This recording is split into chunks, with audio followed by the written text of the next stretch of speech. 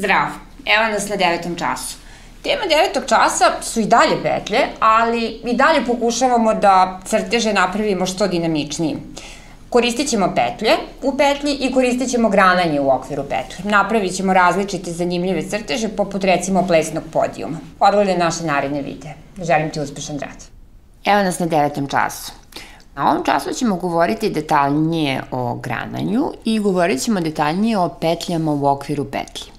Hajde prvo da se pozabavimo grananjem. Često si se susretao do sada, podsjetimo se da smo prošle godine učili programski jezik Python, tako da znamo šta je grananje i znamo kako se koristi naredba if, dakle znamo njenu sintaksu i njeno značenje.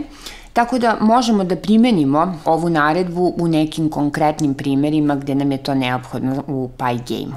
Dakle, bit će zadataka u kojima je potrebno da se određene akcije izvrše, odnosno ne izvrše, ukoliko je neki uslov ispunjen. Dakle, ukoliko je uslov ispunjen, možda će nam trebati da nacrtamo krov crvene boje ili ukoliko taj uslov nije ispunjen, da nacrtamo krov koji je, recimo, tamno crvene boje. To je samo jedan primer. Prvi primer koji ćemo uraditi u okviru ove video lekcije jeste žuto-zeleni kvadrati. Tekst zadatka kaže: napiši program koji širinu ekrana popunjava pomoću 10 kvadratića, 5 žutih i 5 zelenih koji se neizmenično ređaju počevši od žutog.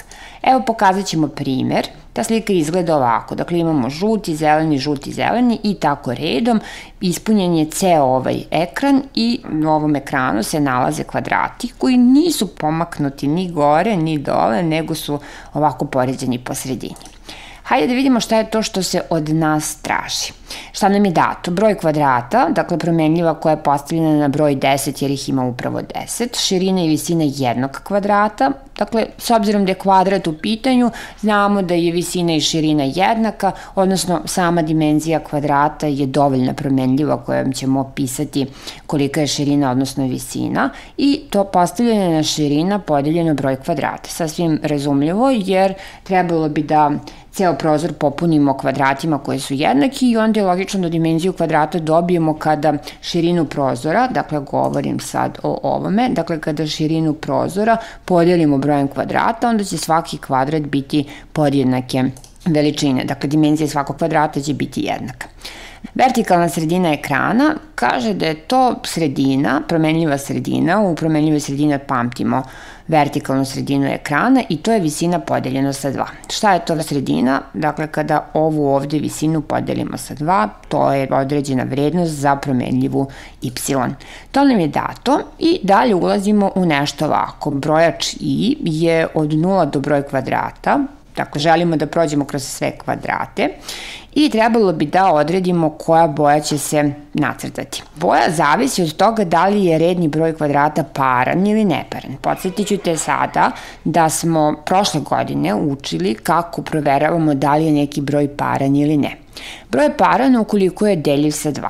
Ako je deljiv sa 2, onda je njegov ostatak pri deljenju sa brojem 2 jednak 0, a ukoliko je neparan, onda je njegov ostatak pri deljenju sa brojem 2 jednak 1. Dakle, ovdje ćemo provjeriti šta je ostatak pri deljenju broja i sa 2, a to pišemo kao i procenat 2 jednako 0, što znači ako je paran, onda će biti žute boje, u suprotnom boja kvadrata koji će se iscrtavati biće zelene boje.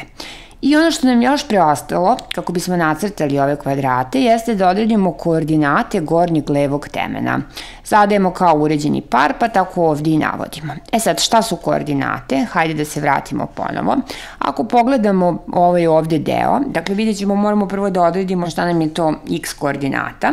Dakle, x koordinata je ovdje 0, a ovdje je uvećana za dimenziju kvadrata, onda je ovdje x koordinata uvećana za 2 dimenzije kvadrata, ovdje x koordinata uvećana za 3 dimenzije kvadrata i tako redom.